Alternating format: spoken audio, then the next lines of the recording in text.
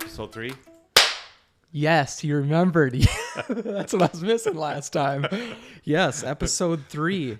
Everyone knows the rules. One of us comes up with a topic, the other one doesn't know it, and what you see is real. You got it. You're on. Awesome. Okay, so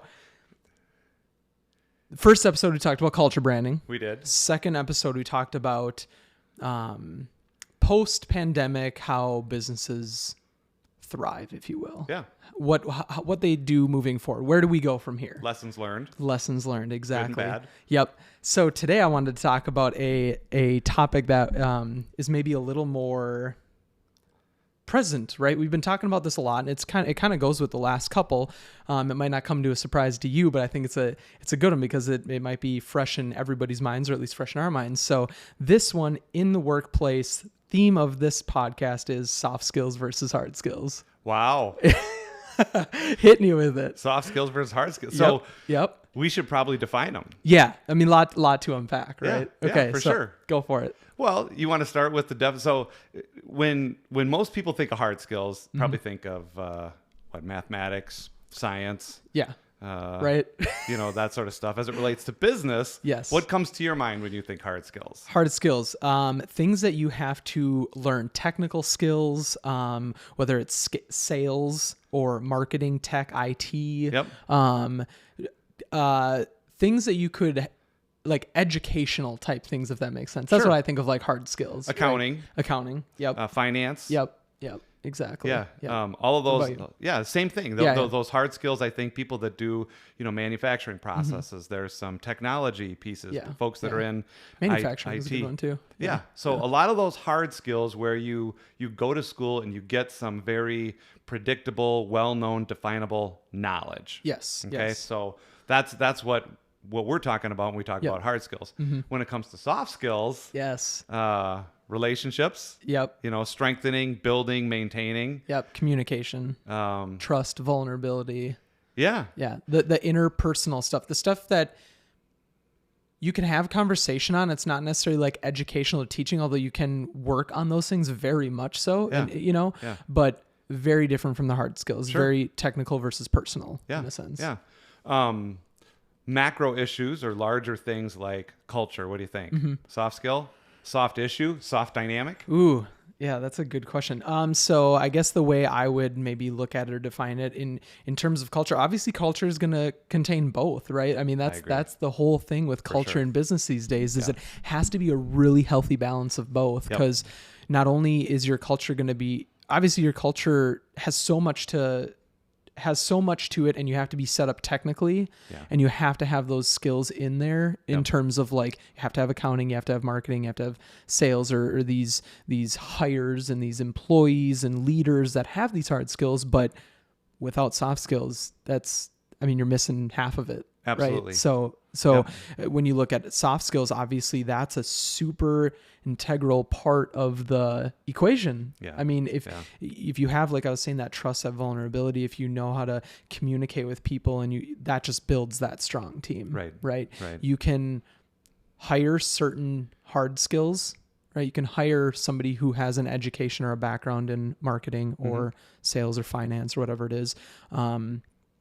But to really find that magic where you find somebody that really works with your team, who's really good with communication, personal skills, Right. relationship building, things Yep. like that. I mean, Yep. that's kind of the key. Right.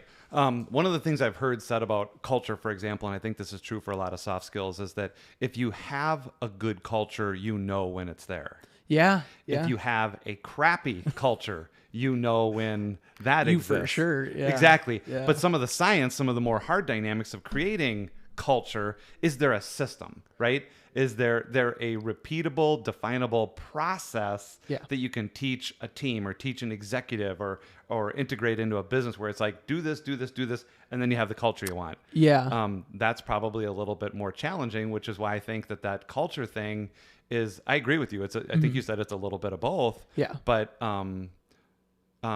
there are some things that I think you could do. Now, I think that people that know you professionally and personally know you've got a tremendous amount of expertise. From the hard skill side, you've got some rock solid, like way, way above average excellence in hard skills. At the same time, I think that the people that know you and people like you is that the thing that makes you exceptionally good at what you do is your soft skills. I think the emotional quotient of who you are, your communication skills, your articulate, your passion, your charisma, your ability to not just be an individual performer, which I think a lot of people that are strong in hard skills, they can be very strong individual performers. But I think one of the things that differentiates people that are good, they've got a good base at hard skills, but they're also exceptionally good at the soft skills. The people that have both elevate those around them. Yeah. Do you agree with that? Yeah. Did you want me to pay you in cash or check for? Yeah. Right. No, I appreciate that. Obviously the feeling is mutual, and that's why it's awesome to do this stuff with you, Steve. And that's where I think that's where we provide a lot of our added value to businesses that we work with, in helping mold these cultures and teach these things and working with people and what they get out of it. Because yes. I mean, you're right. It's such a mix of hard and soft skills, and a lot of times people will talk about these things or mention these things or work on these things without naming them. Yes. Right. It's kind of like you have to name it to what it is to be able to work on it, I think. Otherwise, Absolutely. You're kind of just like, yeah, we're working on it. Along the lines of, if you can't define a problem, how the heck do you expect to solve it? Exactly. Yeah. Exactly. So no, I think that's I couldn't agree with you more. Right. Everything you just said. And just to pat myself on the back, along with all the adulation for you, I think that people that have worked with the two of us together would say there's a healthy amount of complementary soft skills. Yeah. In this. Now, my business since the late 90s has been about soft skills, relationships, communication, talking about, I just call it energy, but I clump, emotions, attitude, and feelings into that one category of energy, because frankly, I don't care if it's happy or sad, good or bad, positive or negative emotions. If that's genuine energy or genuine attitude, genuine emotion, genuine feelings, some people might say that it's soft, but that very soft energy can be applied towards very real and tangible goals. Yeah. Well, no, I mean, that was an amazing point. And right when you were saying that, it reminded me of something. I think when people hear the word soft skills, depending on who it is, right? Somebody, an older generation versus a younger generation or demographic, however you want to look at it, the word soft skills or that phrase might be interpreted completely different, Oh, sure. and just like, kind of like you were saying, when people hear soft skills, it's not soft skills from the sense of like a weakness or or anything like that, or even, what's the word I'm looking for? Like lacking credibility, lacking integrity, exactly. lacking expertise. Or you're not strong, Right. or you're not smart, or whatever, or you're soft. It's totally not like that. So just like we were saying a second ago, I think really defining that term and showing kind of what it is or what it can be is, super important too, because by no means are soft skills even close ever to a bad thing. It's something that makes you stronger, makes you smarter, makes you more emotionally intelligent. And I think even that phrase right there, emotional intelligence, is huge these days. I mean, we probably talk for hours just on emotional intelligence in the workplace. Maybe we will someday. We might. Coming soon, episode 4. Emotional intelligence. I think there's a couple of books that I want to reference at this point. One of them, I'll talk in a second about Napoleon Hill's Think and Grow Rich. He talks about this triangle of success, and there's 3 components of that. There's a more modern book called Leadership and Self-Deception, and I think it's the Barringer Institute that did that book. But in the book, it talks about how we're kind of all wired to have some level of strong soft skills, compassion, empathy, taking action when people. There's a story in the book about how there's a husband and a wife, and they've just had this baby, and the situation is where it's a brand new baby, so the woman is still home and taking care of the baby day to day. The husband is working, and in the middle of the night, the baby cries.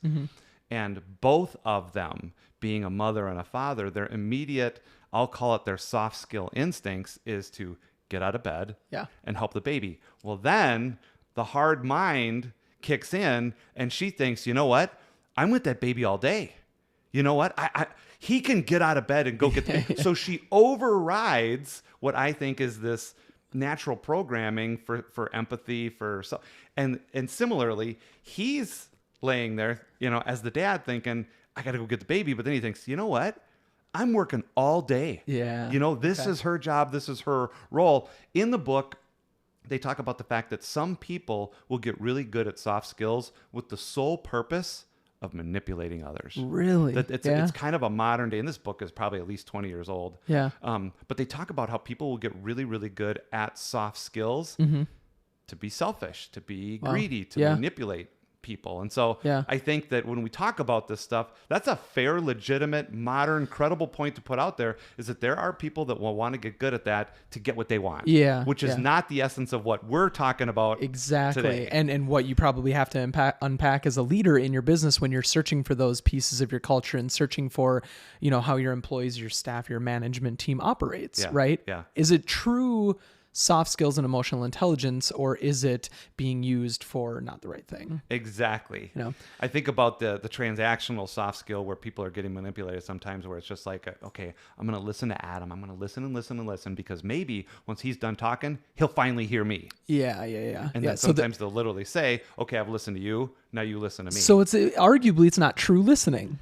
It's right? listening listening to respond. Yeah. Rather than hearing versus listening. Exactly. What I think our headline is today, and this is a good point I didn't know that this was the topic today until right now, but that listening to truly understand. Yep. Which means that, and I believe that the most important, soft skill is communicating. Yeah. And it's a two-way street. Communicating these days is getting at the heart of what somebody means. I have a responsibility, I believe, that when I'm talking to somebody about something that's meaningful, relevant, critical, or crucial, I have a responsibility to make sure that I'm understood. Do my very best, ask for clarification, things like that. That's as the sender of the message. When I'm the receiver, I have just as much of a responsibility to make sure that you're satisfied, that I understand where you're at. And still asking those questions. So am I understanding that this is what you're saying, or what I'm hearing is X, right? Yes. I think, so there's a few other points I want to touch on with this, but I think before I go any further, just something I think a lot of people watching this kind of want to know, and just kind of giving them what they want right away. If I am hearing the questions right? If I was somebody watching this and I'm a business leader, manager, leader, owner, whatever it may be, and I say, okay, this is all great. I'm glad we're talking about this. I know, right? True. Yeah. Steve, let me ask you this question. If a business owner or leader or whoever, or an employee approached you and had the one question about today, how would you approach a culture in a business, soft skills versus hard, how would you make sure that those are present? Or maybe a better question would be how to enhance those in a business, right? Because I think there's some, like we talked about, there's some level of that in every business, but it's making sure they're refined. It's making sure they are present when they need to be at the appropriate times, in the appropriate ways. Yeah. And so, right, a lot of people watch these podcast episodes for the value they take from them. And I think that's going to be a huge question asked is, okay, learning what hard and soft skills are, but applying them to the business, applying to the business model. So if I understood, there's a couple things. Are you asking how to assess what's there? And then the second question is how to get them in place. Exactly. So the first one is when I go in, or I think when somebody tries to assess the level, the culture, we talked about this in one of the other podcasts, and it's trust. Mm-hmm. When culture sucks, when it's unhealthy, there's low trust. Mm-hmm. And so if somebody like me comes in from the outside and I've been hired by somebody, ownership, the senior executive, the board of directors, somebody like that, and all of a sudden I'm in poking around asking very simple, basic questions. If the culture sucks, people are like, why do you want to know this? What's going to happen to me if I'm honest? Right? People start putting up blogs. That immediate response, okay? And we won't get into it on this podcast, but in asking some of those questions, seeing the nonverbal communication response from some people, that immediately, Adam, will give you your finger on the pulse of the culture in that place that trust is so low, What? might already have the answer just from the reaction without even right. And that's one of the digging things in. that with video, I tease or threaten a lot of clients a lot of times that I want to put a video camera on their team meeting or on their company meetings, and just as they're talking, too many times leaders are caught up in what they're saying. They're not engaging their audience. Yeah. There's not this constant assessment. I'm speaking non-verbally. Are they receiving? Yeah. Or am I getting some of that? But so that's the first thing when you're trying to assess the culture, asking some basic, simple questions. Some of them that I ask on a regular basis. What are the unique strengths about this team or this business or this department? Unique strengths. Mm-hmm. And as people start to say some of the common ones, I'll say, look, if I went to your direct competition and asked the same question, would they come up with almost the same question or answers? And a lot of times people say, well, yeah, they would. And back in the day where it was flip charts, I'd rip say, okay, well, that's not unique. Start again. Yeah, What yeah. makes it totally unique? Yep. And to get them thinking about that. Okay, so that's one technique that I use in assessing the culture as it relates to that. And we can talk more about that if you want to. The second part of your question is, how do you get culture put in, or a healthy culture? It's a pull. Too many times people say, all right, here's what we're going to do, right? Yep. I'm the leader. Here's our core values, and this is who we're going to be. We need to have better trust. As if you could just say it. And You're going to trust her, and she's going to trust you, and you're all going to trust me. Well, it's not that easy. Exactly. That's a push. Yep. That's the old, I'm the leader, and here's what we're going to do. Yep. There are moments for that. But for the most part, to build culture and to really get a strong sense of soft skills in a business, it's a pull. Yeah. It's asking, what do you think? What are some of the biggest problems? One of my favorite questions to ask people is, what's the stupidest stuff that happens every day in this business that if we just quit doing it, if we just stopped or eliminated it, things would get better? Yeah. That's a pull. Yep. People love talking about, I got 5 things at the top of my mind that we could do. Exactly. So yeah, is that... Yeah, no, absolutely. So nope, that was perfect. That was great. So join us next time. No, no, that was a great one. That was exactly what I was looking for, and I think that's a great place for a lot of businesses to start. You do that. I mean, you're in marketing. You've done a lot of cool stuff. I'm guessing we've never talked about this personally, but you're great at asking questions. I try to. I think in the early part of my career, I very much, and maybe a lot of younger people can relate to this, but I feel like I definitely felt like I needed to come in and maybe like prove myself or prove that I was worth hiring, or like that I really did have knowledge and I'm a strong employee and a smart employee and can succeed and yada, yada, yada. But I think as I grew, with more experience and more businesses that I worked with, I think it's one of those things where I definitely tried to start utilizing the 2 ears, 1 mouth for a reason type thing. Right. I wanted to make sure I listened twice as much as I spoke. I think a recent business that I worked for, it was probably almost 2 years that I would go into meetings and try to listen the entire time. Yeah. Right. Not saying that that's appropriate for every situation, but I tried to just consume as much as possible, ask as many questions, pull from people as much as I could, because I wanted to understand, I wanted to learn, even if I was coming in as the person who is supposedly supposed to have the answers. Right. Well, to get to that point, I have to learn, what I mean? I have to Right. understand what I'm coming into or whatever it may be. So I think, the older I've gotten and the more experience I have, I really do try to ask more questions, and I try to really pull from teams like that. It just...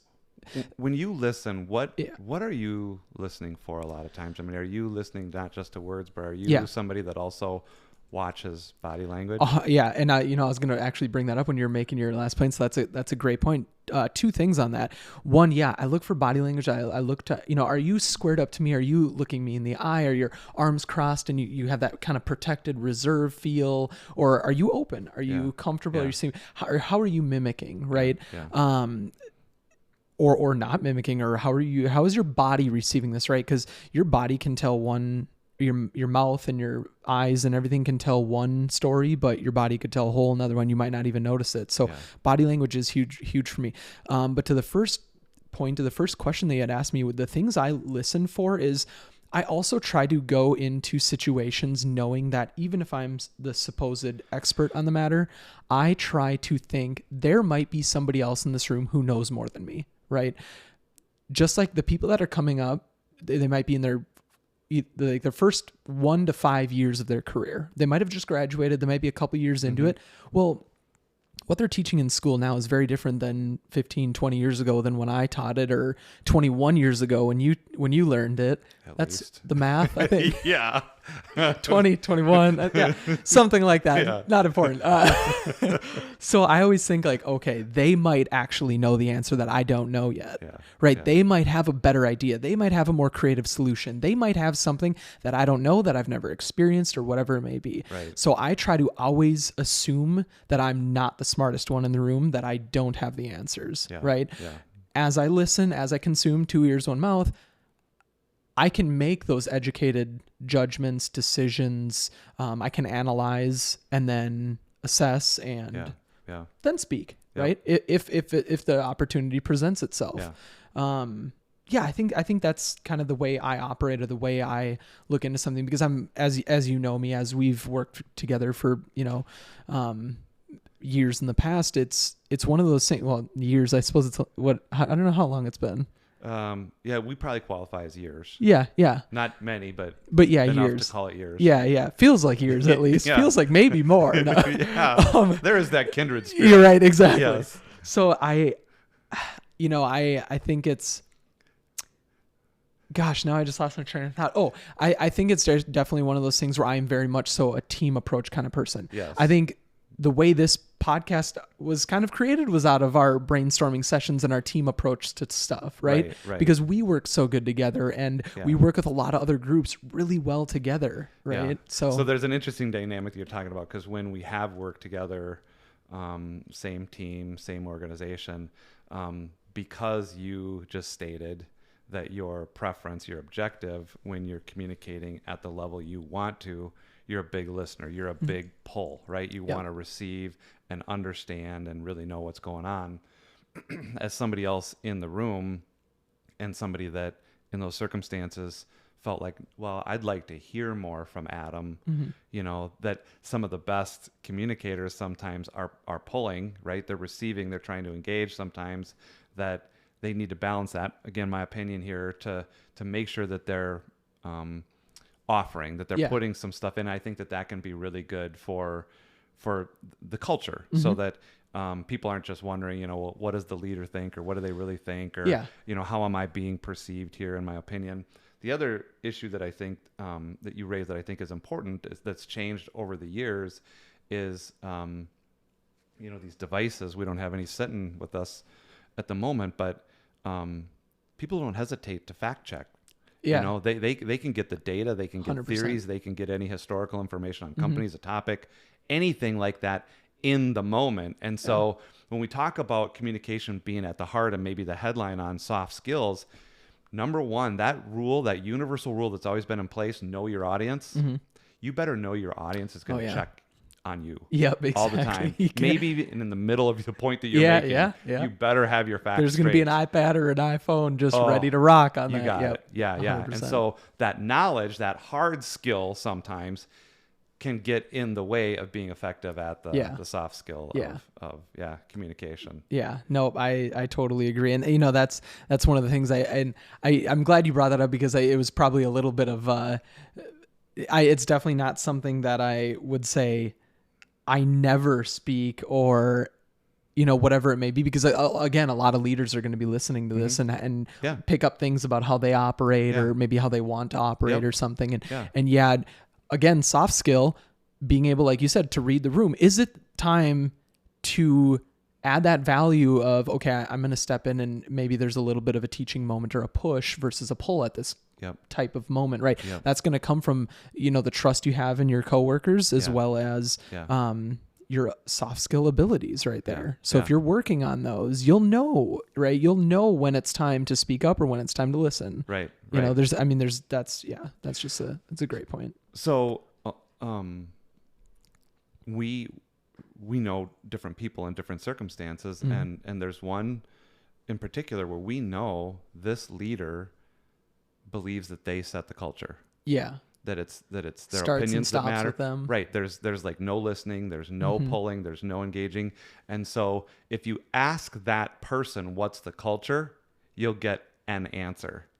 If you ask And we're not exaggerating here. No. I mean, this is not If you ask every single other employee what the culture is, those cumulative answers will be very different from the single answer of that leader. And arguably, unfortunately, probably different from each other too, right? I think it's I could be wrong with this, but I think it's probably indicative of the culture of if you ask that question to a bunch of people, right. If your responses are on the same line, they might be like a little bit like this, but if they're down that same avenue, you probably have a pretty great culture or at least a pretty consistent culture. Right. If they're very different, I don't know. That might be a red flag. Yeah. You know? So we're talking about the soft skills versus the hard skills. Yeah. This Napoleon Hill, this Think and Grow Rich. If people haven't read that book, or if they're not familiar with it, the Dale Carnegie How to Win Friends and Influence People. I think the Stephen Covey 7 Habits, Jim Collins Good to Great. All these books are probably written in 30 to 40 years apart. That Napoleon Hill book, Think and Grow Rich, was done based on some research that Andrew Carnegie hired Napoleon to do. And that triangle of success, at the base of the triangle, Carnegie wanted to know what the key factors of success were. And so Napoleon did a bunch of research, and we can go into that on a different podcast if we want to. But the three keys to success that Napoleon talks about at the base triangle is knowledge. The application of that knowledge in the form of skills is the first vertical triangle. And then that mindset or that attitude is the second vertical side of that triangle. When Hill brought that back to Carnegie said, okay, well, that's great. We've got the three key ingredients. How are they blended together? Yeah. Is there more of one than the other, or so on and so forth? And so Hill went back and Napoleon found out that of most people's success, which is kind of fascinating. I refresh and renew this data. I've been refreshing this for almost 25 years with different companies, different exercise that I do, sometimes with a couple thousand people in the room, sometimes with 5. Just did it last week again. 15% of a person's success is based on that baseline, that knowledge. But the heights of success is the application of that knowledge in the form of skills and a person's attitude about things. And you think about, the pandemic, you think about the economy, you think about the state of race relations and the different mindsets that people have. And so I think that, a lot of our stuff is related towards business and things like that. But those soft skills have never, ever been more important in this world than things like empathy, understanding, forgiveness, compassion, kindness. Right. A lot of those soft skills are very important outside of business these days. Yeah. And those, right, it all boils down to that communication, right? And communication, most people are like, they think of maybe communication in one of two senses. Communication in terms of almost the hard skill, right? I work in communications, PR, whatever it may be, corporate communications, or communication as it pertains to like a personal relationship, right? Are you and your significant other good communicators, right? But communication, to kind of bring it to the soft skill side, is very much so both personal and business, right? Because you have relationships in both. Just because it's a relationship doesn't mean it's your significant other or your family member or friend. You have relationships at work. Right. So communication being the base of relationships just shows that soft skill is such at the core of those things. And no wonder that it's such a high priority these days, and something that's so central to everything we see in media, to obviously business stuff like we're talking about. So I mean, communication, obviously huge. That's something you've taught for many years. And I mean, I think it just parallels so much with both personal and business. I just want to pick up on that last point that you made about you're in the business of communication. And when it comes to marketing, branding, there is a hard skill around that big fat soft skill true. Communication. I thought that was a good point. No, I mean, and I wasn't even totally thinking of it like that, but that's a great point. I mean, honestly, I'm glad you unpacked that. To be very candid, there's a lot of people, Adam, that think they can do your job. Because they think they can communicate. But there is a hard skill science, right? Right. I mean, social media is probably one of the biggest culprits of that, right? Oh, well, I have social media. I can do that as a job. Well, I mean, they literally have degrees for that now, right? No, that's a great point. So one of the things I want to do to kind of wrap up this, I feel like we could probably go on for hours for this, but one thing that I wanted to say or ask you is a point I heard recently listening to another podcast, and it talked about, and this kind of ties into our last podcast that we did about the future. Are you going to talk about Simon? Yes. 100%. Yeah. Simon Sinek, everybody probably, if you're like a business person, you probably heard of Simon Sinek. If they're listening to us and they haven't heard Simon. Yeah, well, yeah. Next podcast. Right. Futures, right? Yeah. It was a great point that he said on a recent podcast about how there might not be such thing as the future, but there's futures and how you decide that, right? So I think it's very pertinent to our conversation today. You approach your future, right? A lot of leaders are watching us, a lot of employees, a lot of people, and they're looking for something, right? That's why the education, the value they receive from this. And so Simon was saying something along, I'll probably butcher it, but something along the lines of, you have all these futures that are possible. Yeah. You show up with either a lottery ticket or an axe, and it's your decision, right? You can let things go by chance. You can just stay and see what happens, or you can carve out your own future. You can decide what future you want. Mm-hmm. So when people are thinking about these soft skills, these hard skills, right, you can learn more hard skills. I could go back to school, or somebody could take a continuing education class on how to be a programmer or learn finance or any kind of, business thing. When deciding your future, I think one of the biggest things that I want people to take away is work on your communication. Work on those soft skills. I think that's so important. Yes. So my question to you is, what would you say to that? Not only that quote, but as a piece of advice to kind of close it out. This kind of heavy point. I feel like I'm about to get like super serious and deep, but I think that the future at any time in history belongs to those that truly take the time to understand. Yes. To ask questions, to have an open mind, to be emotionally available, to be empathetic to people that they can absolutely relate to with very little effort, or to be empathetic to people where it's new, it's different, whether it's a gender or a race or a lifestyle. But I think the future is wide open for those people that make the effort, that take the time, frankly, to develop the skills to, it's more than listening. It is. It's way more than asking questions. It is to truly understand that. And so I think that's a really, really wonderful point that you're bringing, this conversation to a close with. But that's my 2 cents. And I think that a lot of people learn that as they get older in life. Many times they've been so, I'm going to tell my kids. And then they learn, well, the biggest gift you can give your kids is just to be present. Yeah. Just to listen. Just the power of showing up. Yeah. Another great book, by the way. Yeah. Well, I think that's where I want to leave it. I don't know about you, but I think that's a great way to close. So, Steve, thank you again. Thank you. Episode 3, is it? 3? This is 4? 3? Yeah. Episode 3. Awesome. Well, thank you again. Thank you. We'll catch you guys next time.